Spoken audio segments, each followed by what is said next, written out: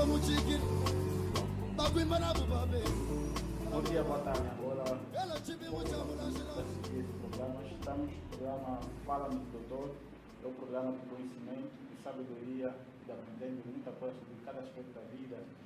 E eu sou o profeta Pedro Muquembe, líder regional do Ministério Profético Internacional de Impacto da Fé. Então, temos o prazer hoje de receber nesse programa a doutora Dácia Joaquim. E vamos tratar sobre o tema Mulher Moderna, Moda Antiga. Então, seja conectado para poder beneficiar desse temático. Seja bem-vinda, doutora Dácia. Muito obrigada, profeta Muquembe. E o que a doutora tem a falar sobre esse grande temático, sobre a mulher moderna, a moda antiga? Então, nós telespectadores vamos acompanhar desde o primeiro. Ok, antes de mais eu quero agradecer por este convite que me foi formulado pelo Ministério Profético Internacional Impacto da Fé para falar sobre a mulher moderna, a moda antiga. Falar sobre a mulher moderna, a moda antiga, implica falar um bocadinho sobre a interseção dos valores tradicionais e as conquistas modernas da mulher. Obviamente, para falar sobre esta interseção entre os valores tradicionais e a mulher moderna, importa recuar um bocadinho no tempo e falar daquilo que é, como é que foram tratadas ou como é que eram tratadas e cresceram as mulheres na Grécia Antiga e também a mulher romana. Daí que trago este slide para poder ter uma noção de como é que as mulheres na Grécia Antiga viviam e como é que a sociedade via as próprias mulheres. Na Grécia Antiga, as mulheres não possuíam direitos políticos, não possuíam direitos, papéis importantes ligados àquilo que é a gestão do Estado, do governo, enfim, e muitas delas sequer tinham a possibilidade de terem também um papel preponderante na própria casa. O mesmo acontecia com a mulher romana, que durante uma fase da sua vida, elas são geridas por mulheres ou raparigas, por mulheres adultas. As raparigas, normalmente, aquelas eram separadas entre a mulher nobre, que é a mulher da nobreza ou pobre, e a mulher patrícia, que as patrícias normalmente eram separadas dos próprios rapazes e participavam mais em atividades de dança, arte, música e aquilo que está ligado à gestão da própria casa, enquanto que os homens eram os patriarcas, que eram utilizados ou estavam separados e tinham estudos relacionados a armas. As mulheres estavam conectadas a atividades de cuidar dos escravos, de tecer, de fiar, administrar o lar ou mesmo o orçamento familiar. Durante um tempo e também na nossa realidade africana, existem até hoje sociedades bem conservadoras, onde a mulher é vista como aquela que faz tudo e que tem que cuidar quer da administração do lar, quer do cuidado dos filhos, quer tudo aquilo que tem a ver com a própria higiene do lar e atender o próprio marido, ou seja, a mulher tinha que estar responsabilizada em assumir o papel, somente o papel de mãe, de esposa, de mulher, dona de casa ou administradora do lar. Porém, à medida que o tempo foi passando, as mulheres ficaram não somente com esta missão de cuidar dos filhos e cuidar da educação do lar, mas com o tempo, e quero aqui fazer realce um parênteses sobre um trabalho que foi feito por uma escritora, Arilda Ribeiro, brasileira, que aponta mesmo que as mulheres eram tidas como, eram comparadas, enxergadas como as crianças ou até mesmo doentes mentais. Isso fazia com que as mulheres eram apontadas como mulheres do sexo imbecil. Porém, houve uma altura que, com a entrada do capitalismo e também aquilo que se chamou Revolução Industrial, onde as máquinas também começaram a ter a sua participação na atividade laboral, a atividade ou a participação do homem começou a reduzir. Também começou a reduzir por esta conta o salário que era dado aos homens, dali que o homem também se viu na necessidade de introduzir a mulher para também garantir o sustento da família, e fazendo com que a remuneração do homem e a remuneração da mulher pudessem somar para poder sustentar a própria família. Bem próximo do século XX e do século XXI, as mulheres então foram conquistando o seu espaço, ganhando quer direitos civis, direitos políticos, ganhou também acesso à educação, ingressou em um mercado de trabalho que previamente era unicamente dominado por mulheres, e pouco a pouco as mulheres foram então conquistando espaços, incluindo espaços políticos. O nosso país não foge à realidade, também houve mulheres que conquistaram o espaço político, e nós temos vários exemplos disso.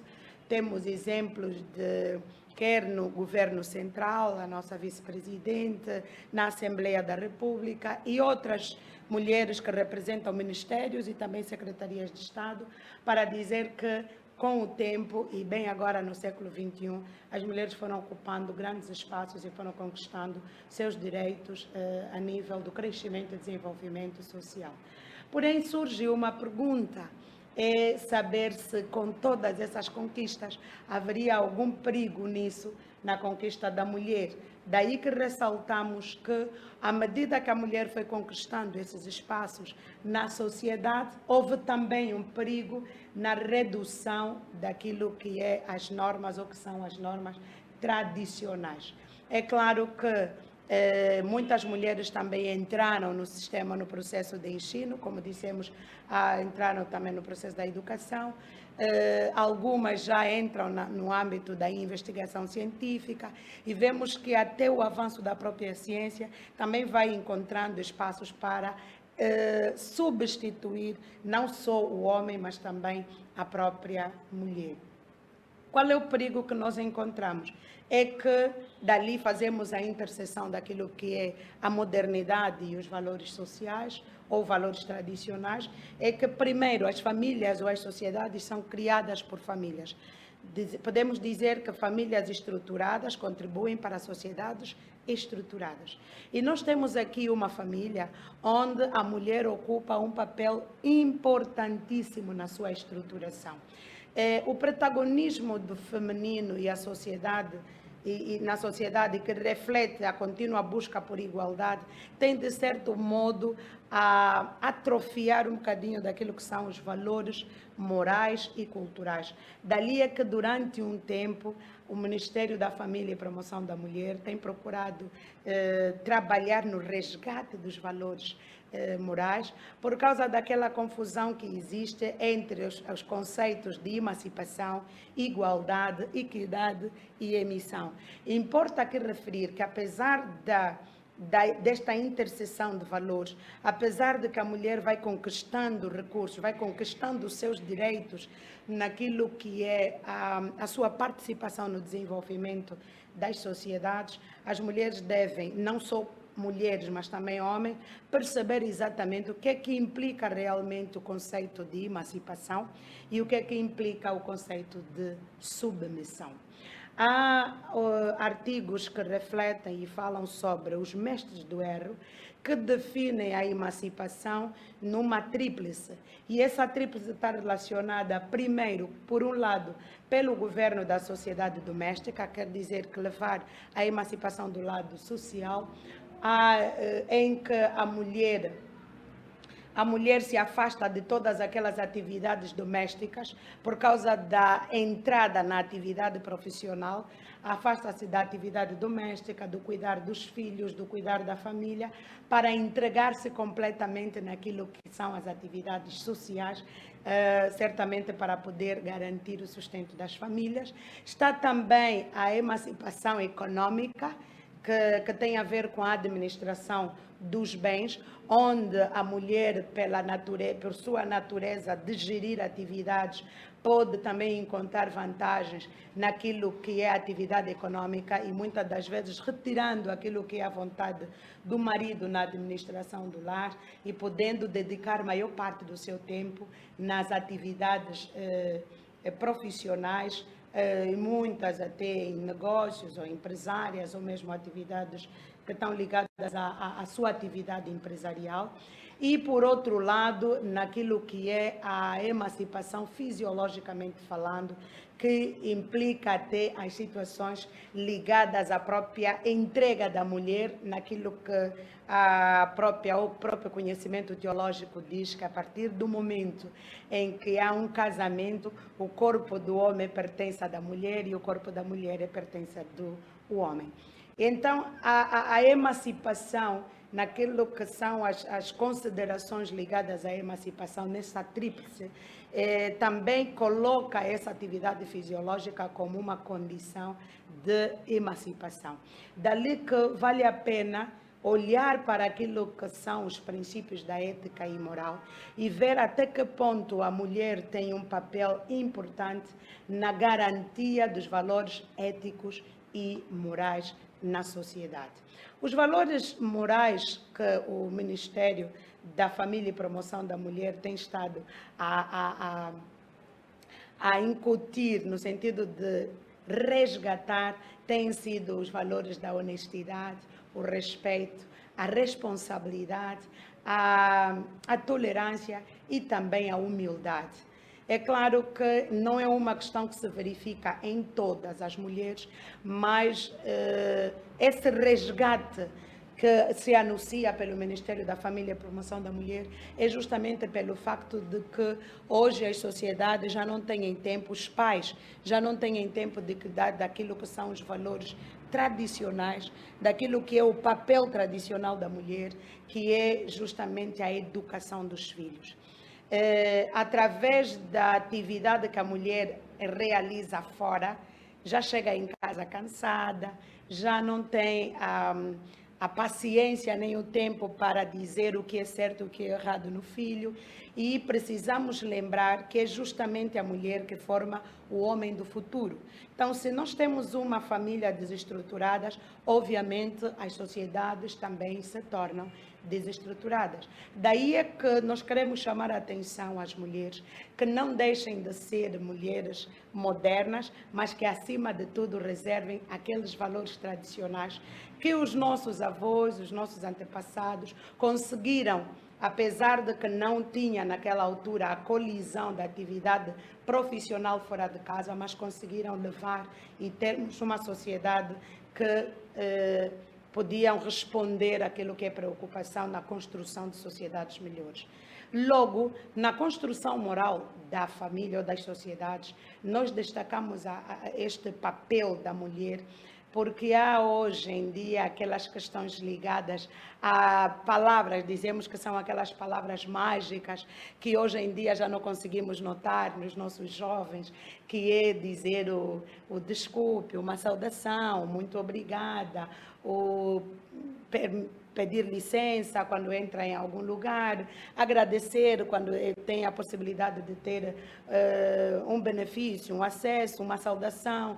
E então, todos esses valores são importantes para garantir a ética, para garantir a moral, para garantir a boa convivência em uma sociedade. Então, podemos assim dizer que a mulher moderna à moda antiga é justamente aquela mulher que pode interceder, que pode fazer a interseção dos valores morais, dos valores cívicos, dos valores tradicionais, sem deixar de acompanhar a modernidade, já que, uma vez que estamos no século XXI, somos susceptíveis a andar com o desenvolvimento, a acompanhar o desenvolvimento moderno das sociedades. Muito obrigado, doutora, pela sua informação. Estamos ligados em programas que falam do doutor, programa de conhecimento, programa de sabedoria, programa de aprendizagem. Dá-nos o teu feedback, você que está acompanhando o comentário, qual a pergunta que tem para fazer. No entanto, e com relação àquilo que o doutor acabou de falar, eu gostaria de perguntar qual é a influência hoje de uma família que tem uma família desequilibrada, na qual onde mulheres têm muitos recursos com relação ao marido. Porque antigamente havia respeito que as mulheres tinham dos maridos, que simplesmente ficavam em casa. Hoje as mulheres estão a trabalhar e conseguem também trazer proveito em casa, dentro da família. Mas hoje, qual é o impacto de uma família desequilibrada, onde o homem se sente desrespeitado, no sentido que a mulher tem a mais a dar com relação ao homem? Bem, é uma pergunta muito bem colocada, profeta Pedro, porque, como eu disse durante a explanação, as sociedades são estruturadas em função das famílias. As sociedades são constituídas por famílias. Logo, se a família está desestruturada, não podemos falar de sociedades estruturadas. Esta pergunta nos leva a pensar um bocadinho sobre aquilo que é o papel da mulher, a origem da mulher, por que a mulher foi criada. Tudo o que nós sabemos daquilo que é o conhecimento teológico é que inicialmente Deus criou o homem para dominar o mundo, para dominar tudo o que existe no mundo, aquilo que Deus fez. Logo, este domínio está sobre todas as coisas. Só que a mulher surge no momento em que Deus vê que o homem está só e que precisa de uma ajudadora. E então, importa aqui referir que é a própria mulher que tem que ter noção do seu verdadeiro papel, da sua origem, por que ela foi criada, por que a mulher existe de facto. Que não importa aquilo que nós vimos em função daquela explanação que rapidamente pude fazer sobre como as mulheres entram na atividade laboral, é justamente porque o homem precisava de um auxílio para sustentar a casa. Se o homem precisa desse auxílio para sustentar a casa, ainda a atividade de dominar a casa é do próprio homem. Assim como diz as Sagradas Escrituras, que seja o homem cabeça do lar, assim como Cristo é cabeça da igreja. Logo, aquela mulher que entende qual é a sua gênese, podemos até encontrar, provavelmente, mulheres que possam dizer, não, que não tenham claramente aquilo que é o conhecimento teológico e dizer que provavelmente está longe daquilo que é o nosso pensamento, mas não podemos fugir daquilo que é a origem das coisas. A mulher foi criada para ser uma companheira, para ser uma ajudadora e não para passar por cima do homem. Sendo assim, estaríamos justamente a sair numa ordem fora do natural. E estando ir na contramão daquilo que é a origem, certamente não estaríamos a criar, portanto, um ambiente saudável para a construção das famílias. Lembrando também que o comportamento que a mulher vai ter diante do seu parceiro é também o comportamento que os seus filhos vão ter no futuro. E este cuidado, tanto a mulher não vai deixar de trabalhar, hoje olhando para aquilo que é tendência do desenvolvimento social, econômico, a mulher não vai deixar de trabalhar, a mulher não vai deixar de realizar atividades, mas é preciso entender que é mulher, tanto é chefe, é doutora, é ministra, seja qual for o papel de casa para fora, da porta de casa para fora, e enquanto está dentro de casa tem um outro posicionamento, que é o posicionamento, portanto, de ajudadora daquele que é o cabeça do lar. Muito obrigado pela resposta, muito pertinente.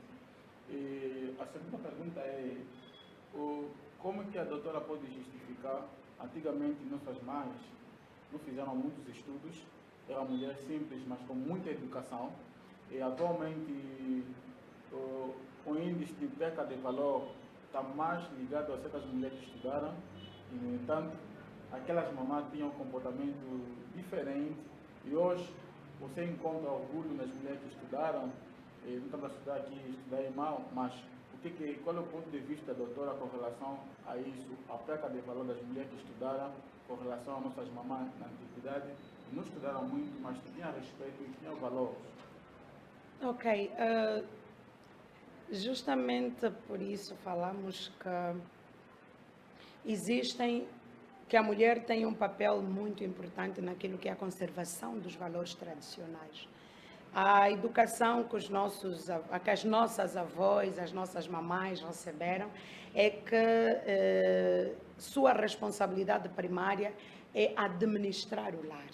E a administração do lar envolve a formação de um novo ser, a formação de um futuro líder da sociedade, e era incutida na mulher esta responsabilidade.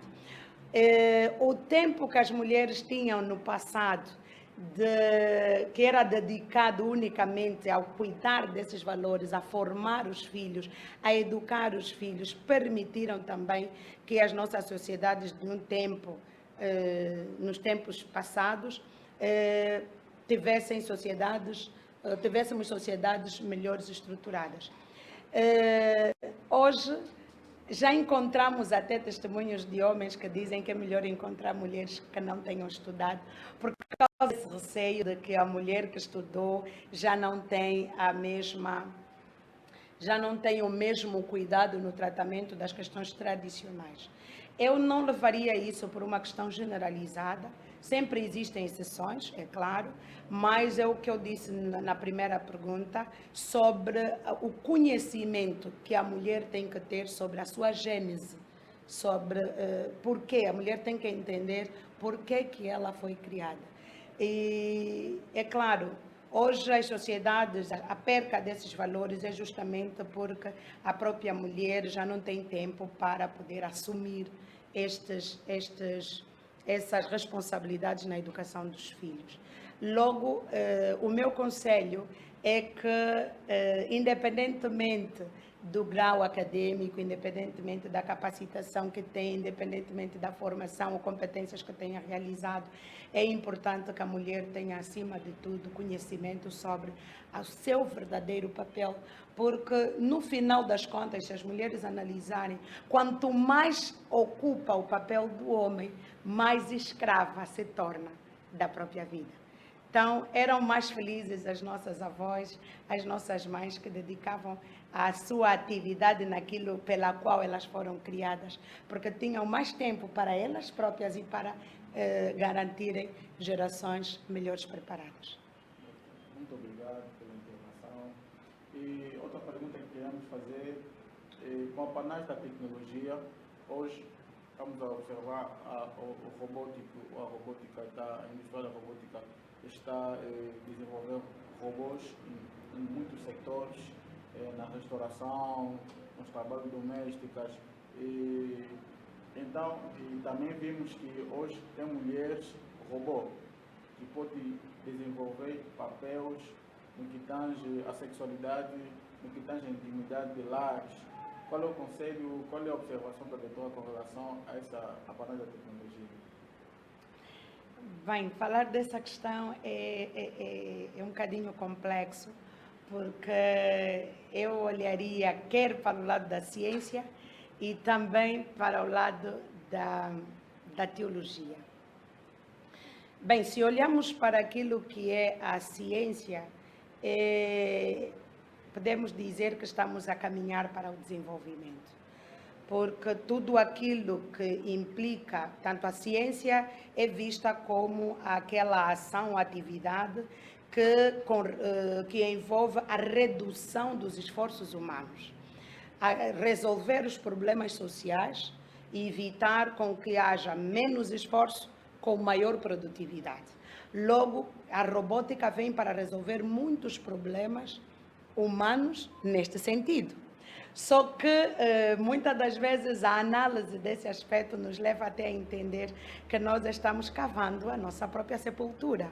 Porque hoje nós já estamos perdendo aquilo que a teologia diz, que no final dos tempos o amor de muitos se esfriará.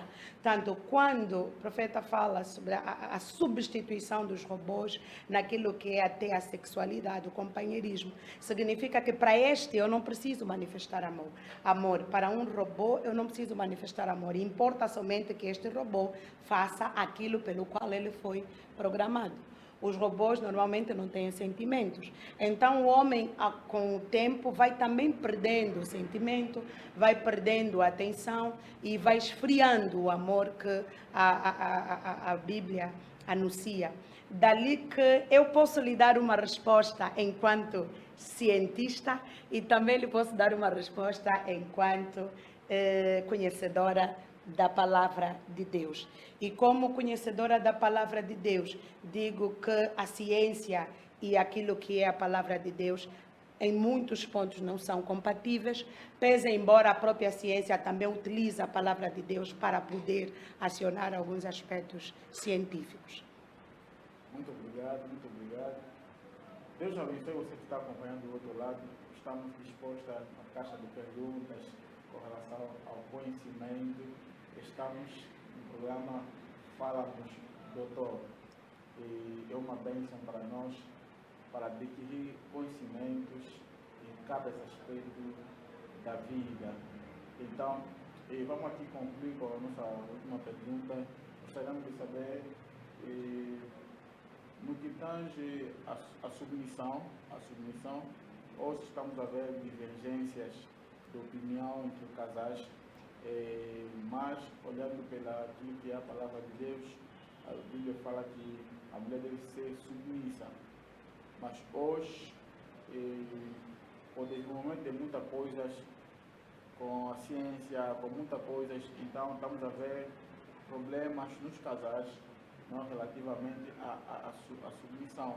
Porque a doutora, na apresentação, falou de igualdade de gêneros, que muitas mulheres estão a confundir a emancipação da mulher.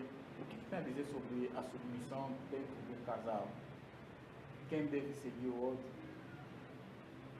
Bem, eu dizia assim de forma muito rápida, por causa do nosso tempo, sobre os termos equidade, igualdade, submissão e emancipação. E a análise que eu tenho feito é que, do mesmo jeito que muitos homens entendem de forma diferente o conceito da emancipação, a da submissão, muitas mulheres também entendem de forma diferente ou complexa sobre o termo emancipação da mulher. E então esses dois termos têm criado um conflito no relacionamento entre homem e mulher. Muitas das vezes a mulher não entende exatamente a emancipação, daí que procura igualdade de direitos e deveres em todas as áreas, e também o questionamento da submissão. A palavra submissão, se nós olharmos para a etimologia da própria palavra, podemos dividi-la em dois. A palavra sub e depois a outra missão. A missão é aquilo pela qual alguém, uma pessoa, uma instituição, um órgão, uma organização tem para fazer um objeto, uma atividade, um objeto de existência. E, portanto, quando Deus, olhando para aquilo que é a palavra de Deus, diz que eu far-lhe-ei uma ajudadora, que lhe seja idônea e, portanto, a mulher sede submissa ao marido. Na perspectiva de que cada um de nós neste mundo tem uma missão para cumprir.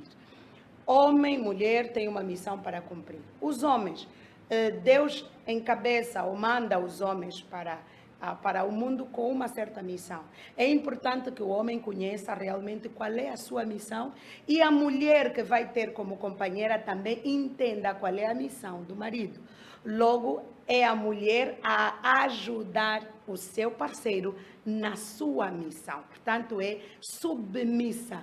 É a mulher a ajudar na missão, que seja dentro ou fora do lar, é a mulher a ajudar dentro do lar.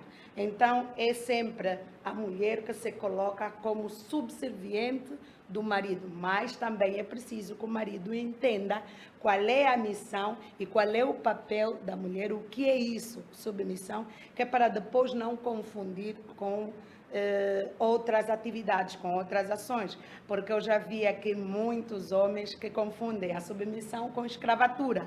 Então entendem que a mulher deve fazer tudo, deve, independentemente de qual é a situação, E não, a mulher tem que ajudar sim, mas que seja justamente naquela missão pela qual estão dentro dos princípios que Deus instituiu para o homem e também para a mulher. Foi um prazer receber no nosso programa a doutora Dácia e muito obrigado para você que teve paciência de acompanhar os outros lados. Estamos ligados com mais conhecimento, ou seja, conectados. Estamos no Ligras teve um ano e estamos também no Messia TV. Acompanhe esses programas. E nossa igreja, o Ministério Profético Internacional Impacto da Fé, está localizada no Tamama, lado oposto, como vai ver no rodapé. Acompanhe nossos cultos nas quartas-feiras, nas sexta-feiras a partir das 17h30 e domingo a partir das 9 horas. Aqui é um lugar de sabedoria, lugar de conhecimento, onde Deus vai transformar a tua mente. A luz do Senhor, a luz da palavra vai abrir os olhos do teu coração para enxergar através da palavra. Que Deus te abençoe. A contação era do profeta Pedro Muquem. Deus abençoe a tua vida. Shalom.